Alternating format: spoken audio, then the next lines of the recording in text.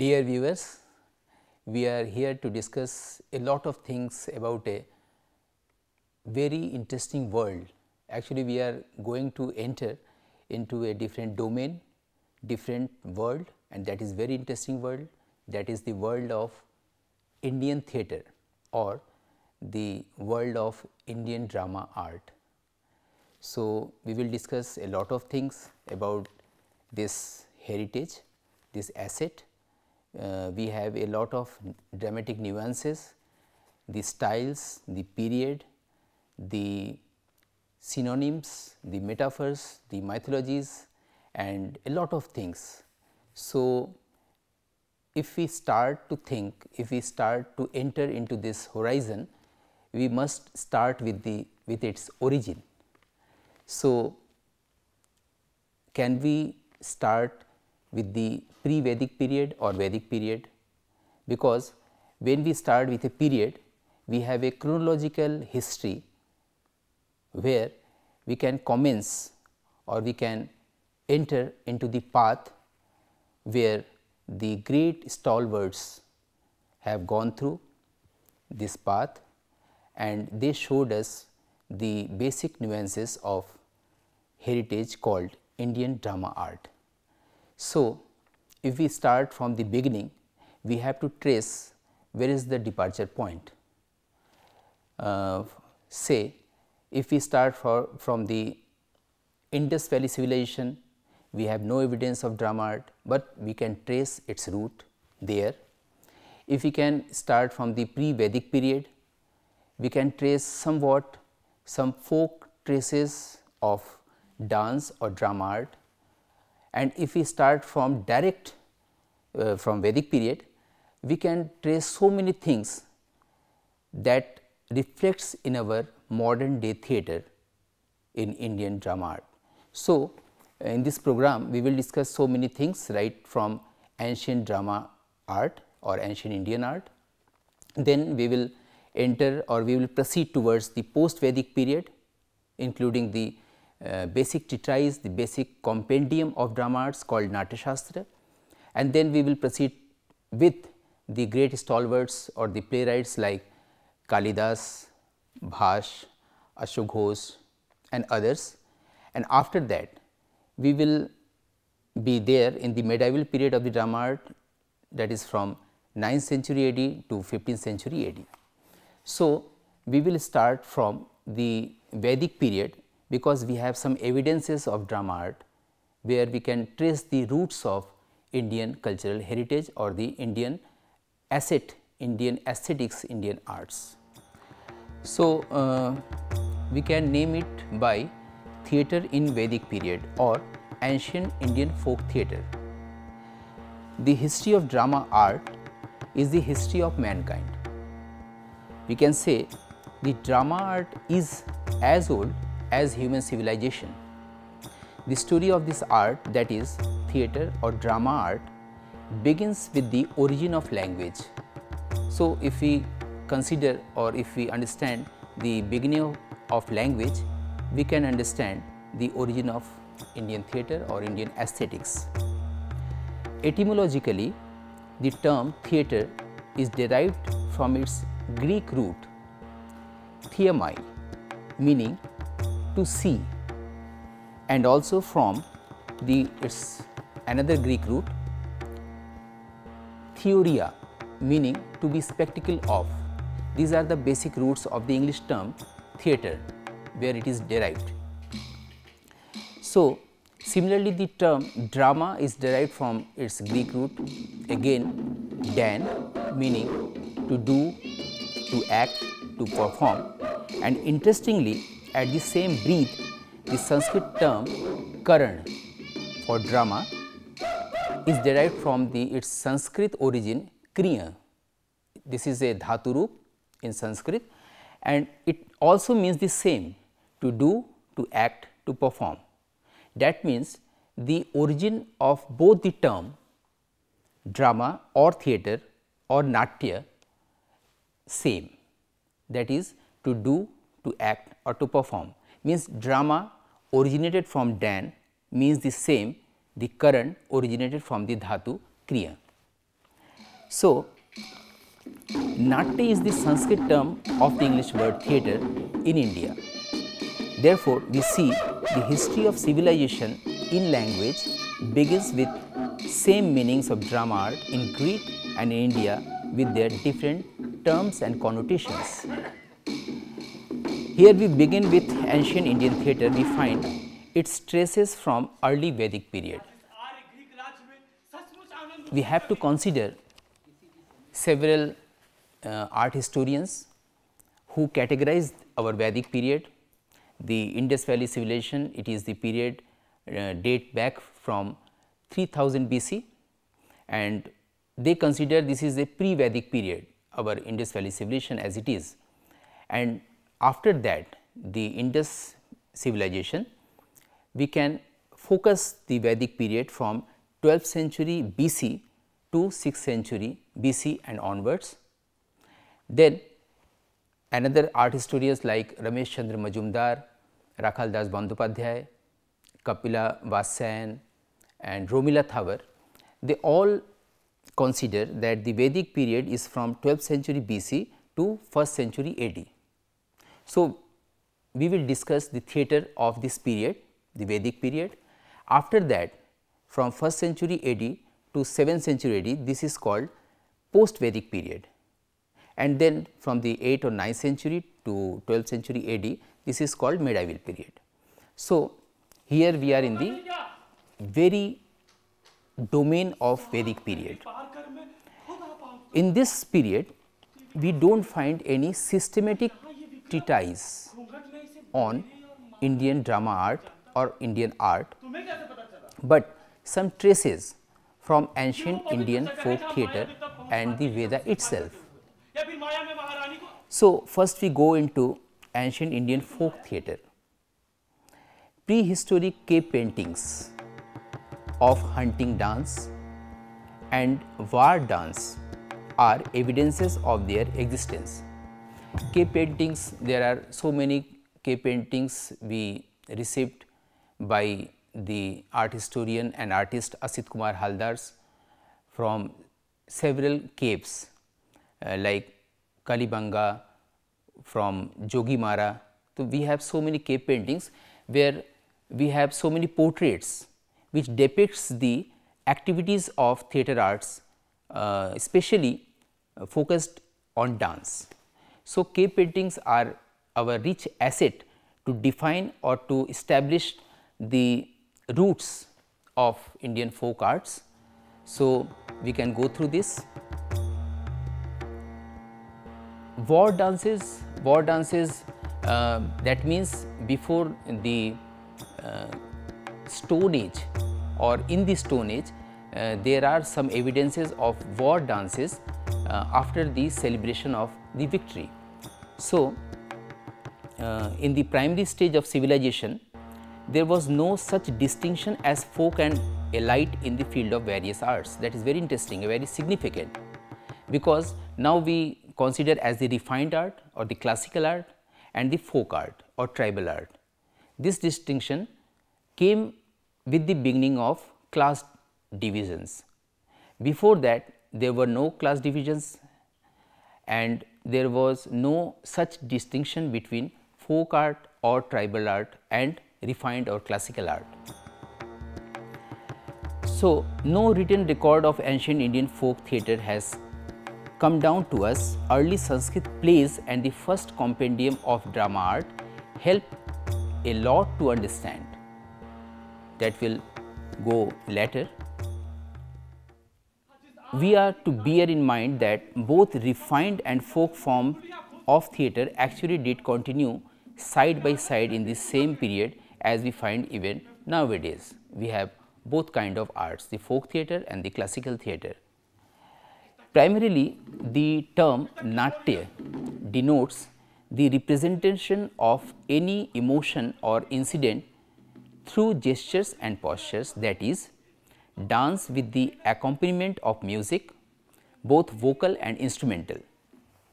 In music or in the origin of music, we find so many things begin from the instrumental music, not as vocal music. we will go further in our Vedic studies. We will see that the instruments are very much active in the Vedic hymns. They accompany the Vedic hymns and Vedic mantras and the sacred syllables. So, but before that, just understand how our folk art or the tribal art enriched our Indian drama or ancient Indian drama art form. So, linguistically, the words nritta, nritya, natya, nat and natak are correlated. We have 5 technical terms: nritta and nritya. That means, if we have only the basic grammar of dance, pure dance without any emotion or without any acting, that is called nritta. And then comes nritya, that means the grammar, the pure dance plus emotion or the emotional representation, that is called nritya. And then natya, that means dance plus acting. And then the natak, where it is the compendium or the composite art form where all arts are there. That is why Indian drama is called, this is an all inclusive art form, where all disciplines of art lie there. So, we will later discuss another terms related to this as Tandav and Lasya. When we will discuss about Natya Shastra, then we will refer to these words Tandav and Lasya. In India, we get evidences of dance from prehistoric times, what is known as Indus Valley Civilization. We can go through so many sites like Harappan sites, where we found so many figures and figurines of bronze and metals, other metals. We have not yet casted the actual meaning or the intended meaning of the figurines as well as the from the inscriptions, but we can see there the forms and the gestures from the figurines. We can derive so many things. The metal standing figurine from Harappa, it is naked but decorated with many ornaments. So, this ornament shows so many things, this gesture shows so many things, and this particular figurine advises us how to go, how to enter into this domain, how to read the actual text, the intended meaning. So, it may be presumed that originally, now we are entering into the another domain, that means from the folk arts to Veda itself, as we discussed earlier. It may be presumed that originally Samved hymns were originally folk plays, were composed in the models of folk plays prevalent in the then society. Actually, we find so many things. We know there are 4 Vedas: Rig Veda, Sam Veda, Yajur Veda and Athar Veda. We will discuss later how this Panchama Veda, Natya Shastra as it is called, has taken from the 4 different qualities from the 4 Vedas. But now we are discussing the folk art form which also influenced the Vedic hymns, like we will go how Rig Veda talks about the dialogue. Now, Sam Veda is concerned with the music. The Sam hymns, actually Sam terms is derived from a technical term Saman. Saman means music, and we find 4 classes of reciting these Sam or Saman hymns. They are called Gram Gay Gan, Gay Gan, Archik, Gathic and Samic, the old traditions. So, if there is one another class of Sam hymns which is known as Aranya Gay Gan. Aranya means jungle, forest, where the all seers used to recite or chant these Sam hymns. that is not classical, that is directly related to the folk art form. That is why I am saying the folk plays originally Samveda hymns were originally folk plays were composed in the models of folk plays prevalent in the then society. That means, the pattern of folk plays and the patterns of reciting the psalm hymns are same. We can listen to this kind of songs in veena, in instrument, or in the recitation of Vedic hymns. Now, another evidence from Sanchi and Bharahut stoops, the monumental beings, we have got many stone figures of men and women which are all in dance poses. As we said earlier, drama is derived or advanced from its basic art form, that is nritya or nritya. First nritya, then natya, and those who used to do this kind of things, they are called nata. So, we are talking about the dance forms. Originally it was dance and then it is cultivated as drama. So, at that period there was no such division or distinction between dance and drama. Those who were dancers considered and called as actors. Later we will discuss what is called shailush as nata.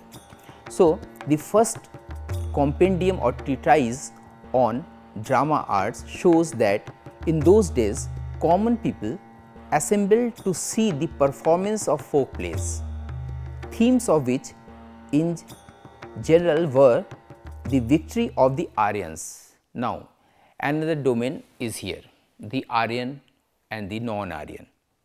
There are so many attitudes of art historians regarding this Aryans, Dravid or non-Aryans.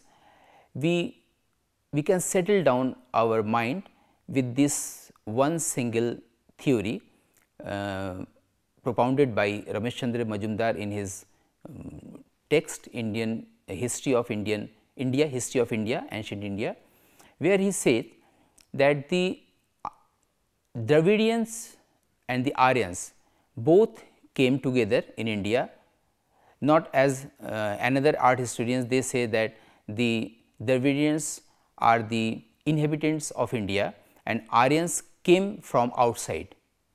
So, the Dravidian art was the folk art and the refined art was of Aryans. Aryans refined the folk art form of Dravidians. This is another attitude. This is propounded by Chiti Mohan Sen, but we can see the Aryan art is as earlier, as old as our Indian folk art. So, we consider the Aryan art is our Indian old heritage art form.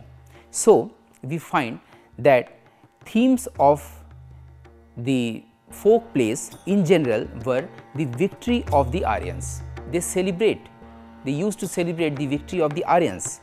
Here we can link our folk and tribal drama art with the early Aryan art in India. That is another attributes towards this program, our discussion. Now, Rigved itself provides us the source of drama art in India in a refined way. We find the first dialogue in drama art from the hymns of Rigved, where King Pururava utters the first dialogue addressed to Urvashi.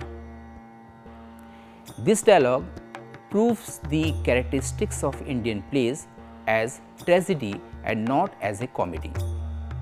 We already referred to our Indian drama as comedy and Greek drama as tragedy. This is our usual discourse. Greek theatre is tragedy, Indian theatre is comedy. No, this is not the fact. The Indian drama starts with our linguistic tradition, Vachik Parampara, and this is, we can find its root in Rigveda hymns, and where the first dialogue is spoken, is uttered by its character. There are so many Samvad Sutra or Samvad Sukta, where we find the stories or mythological evidences based on dialogue. So, the first dialogue of ancient Indian drama we find in the 14th Sukta or 14th hymns of Rig Veda, where there is a story that is very interesting story when Urvashi came from heaven on this earth and she had been compelled by the deities to go on the earth and live the all miseries with the mankind. Then King Pururava found her and approached her to be his Maharani, queen. She accepted with a condition that as soon as she sees her husband completely naked, she will move towards heaven again. And finally, one day when all the deities from heaven, they needed again the presence of Urvashi, they played a game and they created such kind of thing that by that, so that she just attended her husband without any clothes and she went there in heaven. But after this event, after this incident, the dialogue starts. That means, the entire story ended and the actual play, the actual drama started from this dialogue. That is the departure point, that from here we can learn how to start a drama, how to start a play in our Indian traditional way.